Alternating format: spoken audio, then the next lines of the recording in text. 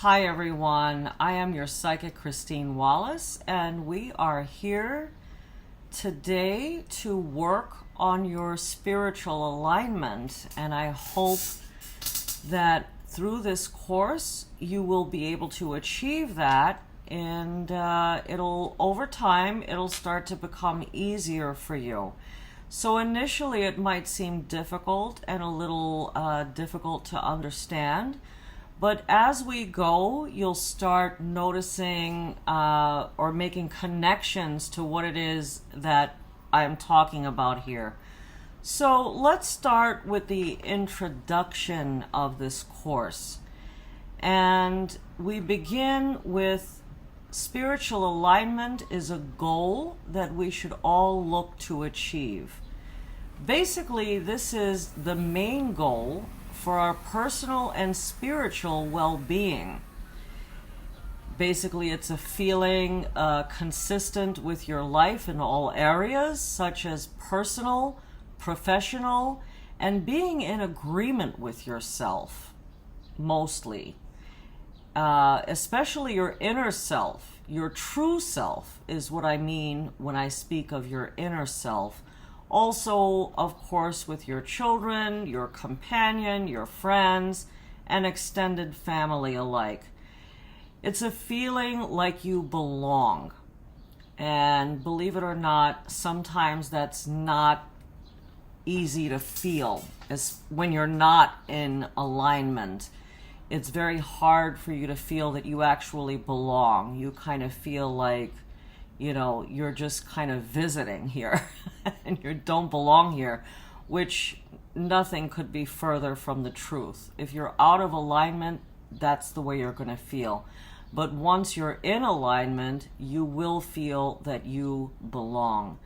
Basically, no longer feeling like these internal conflicts that end up pushing you to question everything you're going through. When that's the time when we spend way too much time in our head and start neglecting other parts of ourselves. As I mentioned many times to my clients and podcasts and everywhere, the mind, the body, and the spirit need to be in alignment.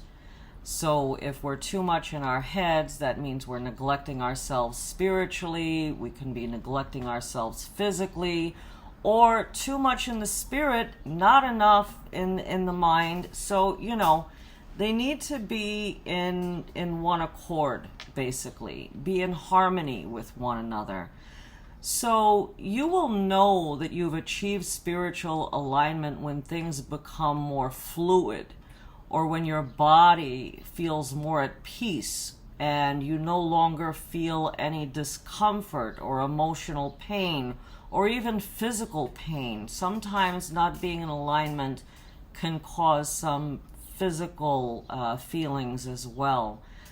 And to be in line with yourself is to become accustomed to listening to yourself, and what you're saying to yourself is valued and important.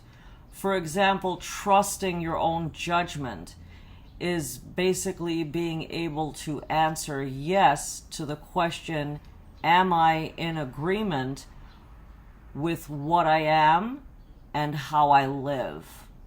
Of course, it sometimes can be difficult to tell the difference between the two, but this is basically the goal, to be living and basically feeling that you are how you're living and the voice within are in alignment. I hope that makes sense to you. And some of these things that I discuss here in this course will take, like I mentioned, a little bit of time to process. So if there's ever any time that you need to put this video on pause, take a moment to process it, and once you feel you got it, then go ahead and hit play again. So the first key to your quest for spiritual alignment is to do some soul searching, to learn to know yourself, basically. You may have gotten into the habit as always referring to the outside source. So what do I mean when I say that? A lot of us tend to judge ourselves based on how we are treated by others. Family, friends, romantic partners. And we sometimes believe that how we're judged or perceived by others is in fact the truth about ourselves, but that's not always the case. It's what society basically teaches us early on. First it's your parents, then your teachers, then your peers, and it's all of their opinions that matter more than yours. So it's also, the feeling of fear becomes reinforced by the fear of not being loved by these people if, for whatever reason, we don't meet their approval. So it's like we're constantly working toward getting their approval instead of living for ourselves. And when we're living for ourselves and not so focused on what other people are thinking and feeling about us, we have a tendency of giving all our energy away, and we actually start to feel very exhausted trying to constantly make other people happy and end up neglecting our own happiness, right? I'm sure that a lot of you who are in this course right now can probably identify with what I'm talking about. So you seek to do basically what others are expecting of you, and what you think they expect of you. And you are the best person to know what is good for you, okay? And sometimes that's not always in alignment with what others are expecting from you.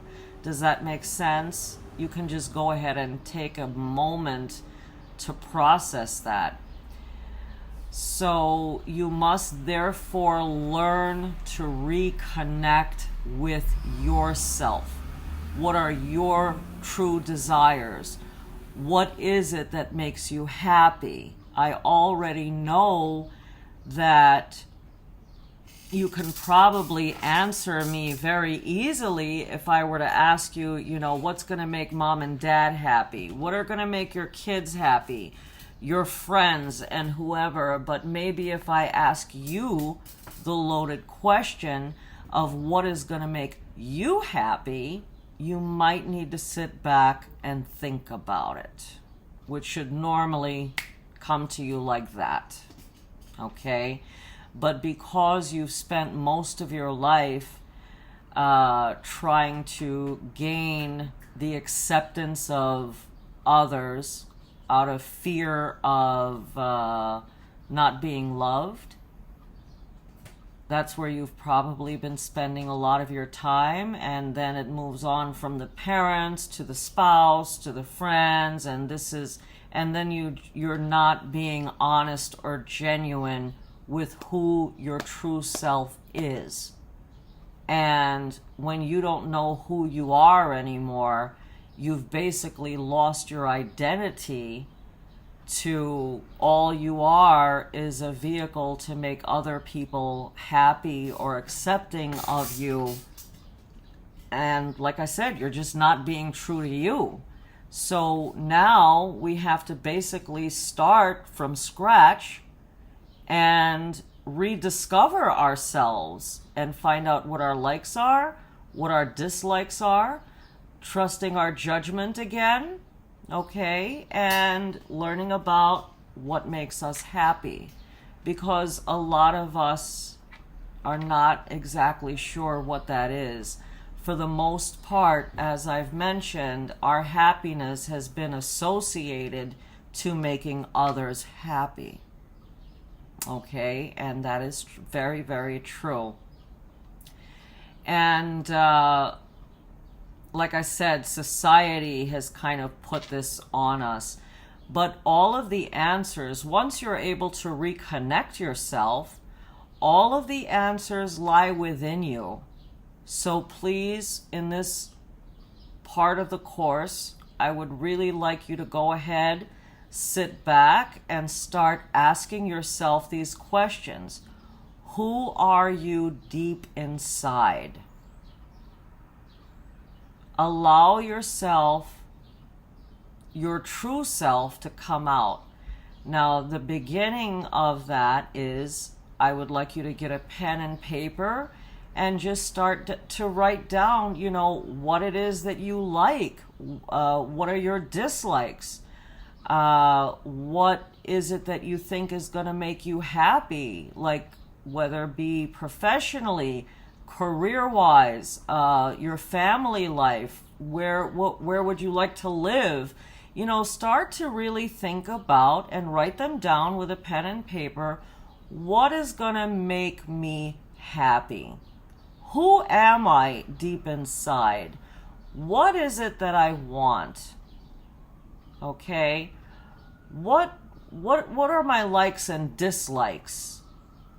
And this is the very first step into working on you becoming aligned, not just only within yourself, because what you will discover once you reach the place of alignment, that there's going to be a lot of harmony in your life with others. It might be a rough start because people are just not going to be adjusted initially to the new you. So it can get a little bit rocky.